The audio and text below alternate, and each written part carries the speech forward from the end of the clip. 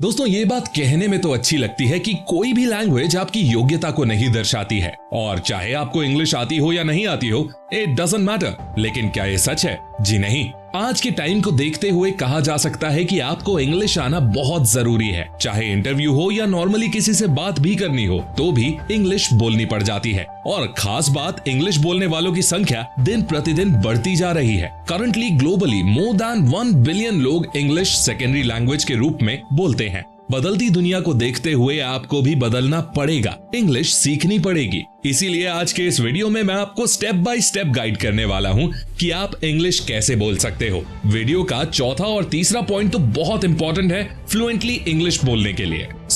Video को पूरा ध्यान से जरूर देखना। तो दोस्तों आज फिर जबरदस्त वैल्यू ऐड करेंगे आपकी लाइफ में। Let's begin.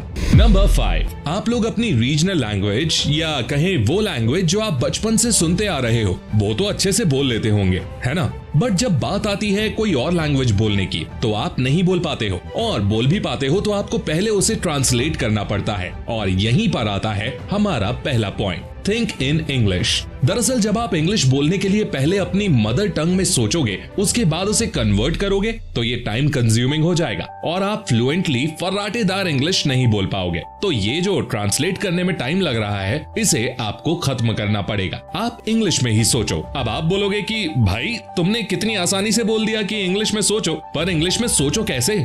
देखो दोस्तों, इंग्लिश में सोचने में आपको टाइम लगेगा। विद टाइम आप सीख जाओगे। आपको ट्राई करना है कि आप इंग्लिश में ही सोचो। आप एक काम कर सकते हो, रात को सोने से पहले दिन भर आपके साथ जो भी चीजें हुई हैं, उन्हें आप इंग्लिश में सोचो और टूटी फूटी अंग्रेजी में डायरी में लिखो। अब बात करते हैं सेकंड मोस्ट इंपॉर्टेंट पॉइंट के बारे में, जिसके बिना आप इंग्लिश बोलने का सोच ही नहीं सकते। नंबर 4, दोस्तों आपकी वोकैब चाहे कितनी भी स्ट्रांग हो, लेकिन जब तक आपकी ग्रामर स्ट्रांग नहीं होगी, आपकी इंग्लिश अधूरी है। बिना ग्रामर पर कमांड पाए आप ना तो अच्छे से इंग्लिश बोल सकते हो, और ना ही वो इंग्लिश जो कॉम्पिटिटिव एग्जाम में आती है उसमें अच्छा स्कोर कर सकते हो। तो अब सवाल आता है कि आप इंग्लिश के लिए बेसिक ग्रामर कहां से सीखोगे? पहले तो आप कोई भी एक टीचर पकड़ो, ऑनलाइन या ऑफलाइन, उसके वीडियोस देखो और उसके बाद एक बुक खरीदो इंग्लिश ग्रामर के लिए। लेकिन बुक पढ़ने से थोड़े ना आपकी ग्रामर इंप्रूव हो जाएगी। किसने कहा ऐसा कि बुक पढ़ने से ग्रामर इंप्रूव नहीं होगी? इंप्रूव होगी। अगर किसी अच्छी पब्लिकेशन की बुक पढ़ोगे तो जरूर ग्रामर इंप्रूव होगी। मेरे ध्यान में एक किताब है जो मैंने खुद पर्सनली रिव्यू की है और मैंने अपने बहुत से स्टूडेंट्स को रेकमेंड भी की है। आप उसे खरीद सकते हो। मैं बात कर रहा हूँ कॉम्पिटिटिव एग्जाम के लिए ओसवाल गुरुकुल की हाई स्कोर सीरीज की book a comprehensive guide on general English के बारे में। इस बुक में tenses, proposition, subject verb agreement, modals से लेकर जितने भी इंपॉर्टेंट टॉपिक्स हैं, सारे कवर्ड हैं, और वो भी बाइलिंगुअल मीडियम में इन डेप्थ एक्सप्लेनेशन के साथ। इतना ही नहीं, वैरायटी ऑफ एक्सरसाइजेस भी दी गई हैं विद आंसर्स की and explanation.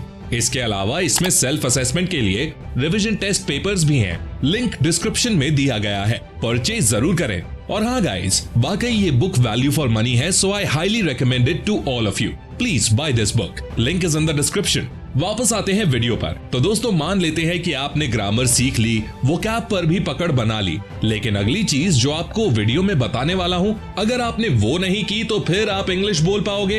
It is next to impossible.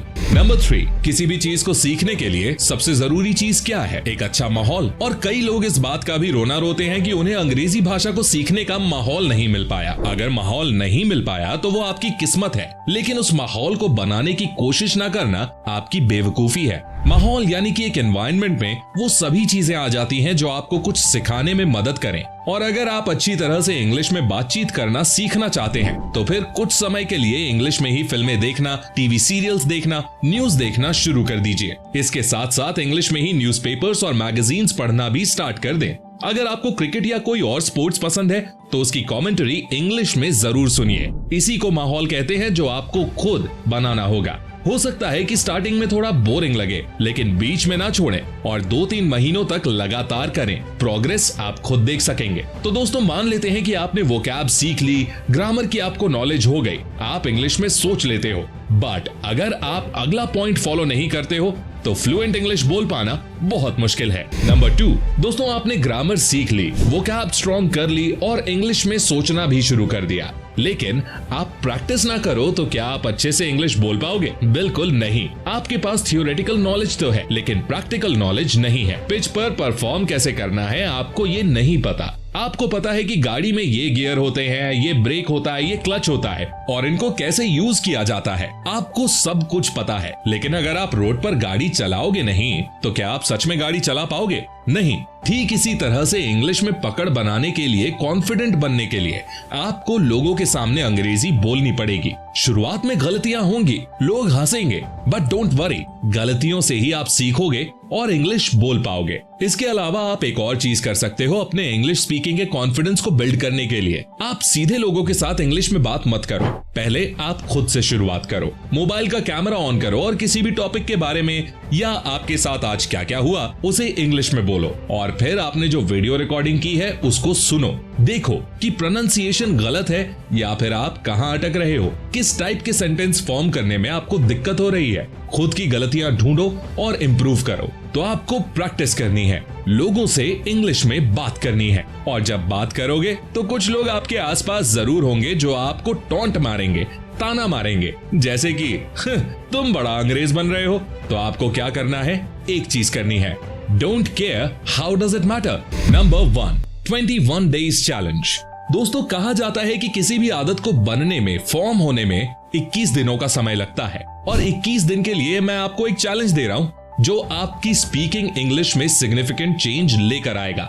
Believe me, ये वर्क करता है, तो ट्राई करके जरूर देखना। आज से अगले 21 दिन तक हर चीज इंग्लिश में बोलने की कोशिश करो। ये बात अपने घर वालों को भी बता दो कि मैं बात तो इंग्लिश में ही करूंगा। जब आप इंग्लिश बोलोगे तो कुछ चीजें ऐसी होंगी जिनका मीनिंग आपको नहीं पता होगा। आपको ऐसी चीजों को गूगल करना है और पता करना है कि उनको इंग्लिश में क्या बोलते हैं। आप इस चीज को 21 दिन करके देखो, फर्क ना दिखे तो कमेंट बॉक्स में बता देना। तो दोस्तों अब बारी है वीडियो को सम अप करने की। पहली चीज जो आपको ध्यान में रखनी है वो है इंग्लिश में सोचना है, पेशेंस रखना है, हो जाएगा, कोई बड़ी बात नहीं है। इंग्लिश मूवीज, डॉक्यूमेंट्रीज, न्यूज़पेपर्स, कुल मिलाकर आपको इंग्लिश कंटेंट कंज्यूम करना है, वोकैब और ग्रामर इंप्रूव करनी है। इसके अलावा 21 दिन का चैलेंज लेना है जिसमें आप सिर्फ इंग्लिश में बात करोगे। तो दोस्तों आज के इस वीडियो में बस इतना ही। जाने से पहले मैं आपको ओसवाल की इंग्लिश ग्रामर की बुक के बारे में याद दिलाना चाहूंगा। आप इसे परचेज जरूर करना, वाकई में ये एक बेहतरीन ग्रामर की बुक है। दोस्तों आज के लिए बस इतना ही। अगर आपको इस वीडियो से कुछ भी सीखने को मिला हो तो गुरु दक्षिणा के रूप में इस वीडियो को लाइक जरूर कर देना और अपने थॉट्स कमेंट में शेयर करना बिल्कुल मत भूलना। और ऐसी ही अमेजिंग और इन्फॉर्मेटिव वीडियोस के लिए चैनल को सब्सक्राइब करके बेल आइकन प्रेस कर लो।